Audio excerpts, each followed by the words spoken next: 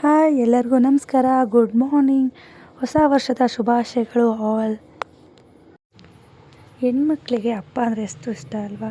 ನೋಡಿ, ನನ್ನ ಮಗಳು ಅವ್ರ ಅಪ್ಪ ಅಂದರೆ ಎಷ್ಟು ಇಷ್ಟಪಡ್ತಾಳೆ. ನನಗಿಂತ ಜಾಸ್ತಿ ಅವ್ರ ಅಪ್ಪನ ಇಷ್ಟಪಡ್ತಾಳೆ. ಬೆಳಗ್ಗೆ ಎದ್ದೆಡ್ಗೆ ಅವ್ರ ಅಪ್ಪನೇ ಬೇಕು. ಎಲ್ಗಾರು ಹೋದರೆ ಅಪ್ಪ ಜೊತೆ ಅವಳು ಹೋಗಬೇಕು. ನನ್ನ ಮಗನೂ ಅಷ್ಟೇ, ನನ್ನ ಜೊತೆ ಇರೋದೇ ಇಲ್ಲ. ಇಬ್ಬರು ಅಪ್ಪನ ಜೊತೆ ಹೊರಟ್ಬಿಡ್ತಾರೆ. ಈಗ ಬೆಳಗ್ಗೆ ಕ್ವಿಕ್ಕಾಗಿ ವಾಂಗಿಬಾತ್ ಮಾಡೋಣ ಅಂತ ರೆಡಿ ಮಾಡ್ಕೊತಾ ಇದ್ದೀನಿ. ಬಾಣಲಿಗೆ ಸ್ವಲ್ಪ ಆಯಿಲ್ ಹಾಕ್ಕೊಂಡು ಅದಕ್ಕೆ ಕಡಲೆಬೇಳೆ, ಜೀರಿಗೆ, ಸಾಸಿವೆ ಹಾಕ್ಕೊಂಡು ಫ್ರೈ ಮಾಡಿಕೊಂಡು ಸಣ್ಣಗೆ ಹೆಚ್ಚಿರೋಂಥ ಈರುಳ್ಳಿ ಹಾಕ್ಕೊತಾ ಇದ್ದೀನಿ.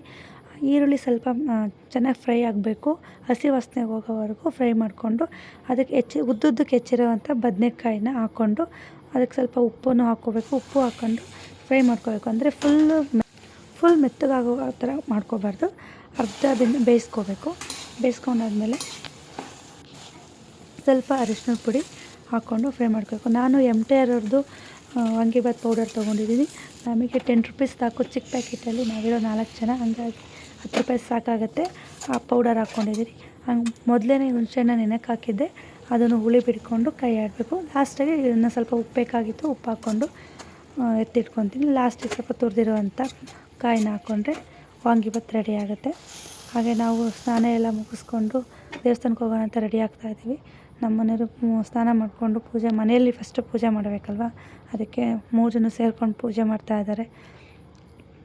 ಹೊಸ ವರ್ಷಕ್ಕೆ ಕೇಕ್ ತಂದಿದ್ವಿ. ಮಕ್ಕಳಿಗೆಲ್ಲ ಆಸೆ ಪಡ್ತಾರೆ ಅಂತ ಕೇಕ್ ಕಟ್ ಮಾಡೋಣ ಅಂತ. ನಾವೇನು ದೊಡ್ಡದು ತಂದಿರಲಿಲ್ಲ, ಸ್ವಲ್ಪ ಚಿಕ್ಕದು 1/4 kg ಆಗೋ ಅಷ್ಟಕ್ಕೆ ಮಾತ್ರ ತಂದಿದ್ವಿ. ನಾವು ರೆಡಿ ಆಗ್ತಿದ್ದೆ. ಅವ್ರು ಪೂಜೆ ಮುಗಿಸೋತ್ತಿಗೆ ನಾನು ರೆಡಿ ಆಗೋಣ ಅಂತ ರೆಡಿ ಆಗ್ತಾಯಿದ್ದೀವಿ. ನನ್ನ ಮಕ್ಕಳಿಬ್ಬರು ರೆಡಿಯಾಗಿದ್ದರು. ಕೇಕ್ ಕಟ್ ಮಾಡೋಕ್ಕೆ ಕಾಯ್ತಾಯಿದ್ರು, ನಾನು ಕಟ್ ಮಾಡ್ತೀನಿ ಅಂತ. ಹಾಗೆ ಎಲ್ಲ 4 ಜನ ರೆಡಿಯಾಗಿ ಕೇಕ್ ಕಟ್ ಮಾಡೋಣ ಅಂತ ಕೂತಿದ್ದೀವಿ. ಚಾಕು ಹಿಡ್ಕೊಂಡು ಕೂತಿದ್ದಾಳೆ ನನ್ನ ಮಗಳು, ನಾನು ಕಟ್ ಮಾಡ್ತೀನಿ ಅಂತ. ನನ್ನ ಮಗ ಅವಳಿಗೆ ಬಿಡಲ್ಲ ಕಟ್ ಮಾಡೋಕ್ಕೆ, ಕಿತ್ತಾಡ್ತಿದ್ದಾರೆ ಇಬ್ಬರೂ. ಅಂತೂ ಫೈನಲಿ ನನ್ನ ಮಗಳೇ ಕಟ್ ಮಾಡಿದ್ಲು.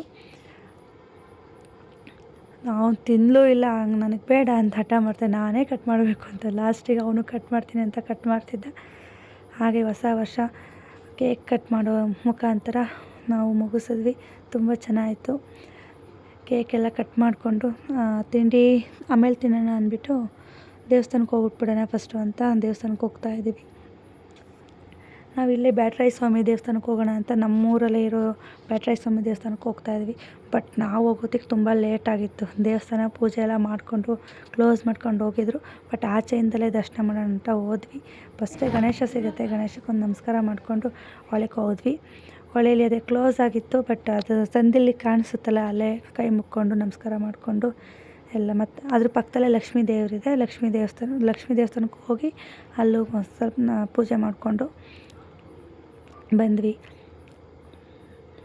ದೇವಸ್ಥಾನ ಎಲ್ಲ ಫುಲ್ಲು ಖಾಲಿ ಆಗಿತ್ತು, ಯಾಕಂದರೆ ಯಾರೂ ಇರಲಿಲ್ಲ. ಎಲ್ಲ 11:30 12 ಗಂಟೆ ಆಗಿತ್ತು. ಹಾಗೆ 1-2 ಫೋಟೋ ಕ್ಲಿಕ್ಸ್ ಮಾಡಿಕೊಂಡು ನಮ್ಮದು ಶಾಪ್ ಇದೆಯಲ್ವ, ಶಾಪ್ ಓಪನ್ ಮಾಡೋಣ ಅಂತ ಅಂಗಡಿ ಹತ್ರ ಬಂದ್ವಿ. ಕಾರ್ ಇಳ್ದಕ್ಕೆ ನನ್ನ ಮಗ ಕೂತ್ಬಿಟ್ಟಿದ್ದ ಅಲ್ಲಿ. ನಮ್ಮ ಮನೆಯವರು ಓಪನ್ ಮಾಡ್ತಿದ್ದಾರೆ ಅಂಗಡಿ. 2025 ಎಲ್ಲರಿಗೂ ಒಳ್ಳೇದು ಮಾಡಲಿ. ಹಾಗೆ ನನ್ನ ಚಾನಲನ್ನು ಸಬ್ಸ್ಕ್ರೈಬ್ ಮಾಡ್ಕೊಂಡಿಲ್ಲ ಅಂದರೆ ಮಾಡ್ಕೊಳ್ಳಿ. ನನ್ನ ವಿಡಿಯೋ ನೋಡಿದ್ದಕ್ಕೆ ಧನ್ಯವಾದಗಳು. Thank you.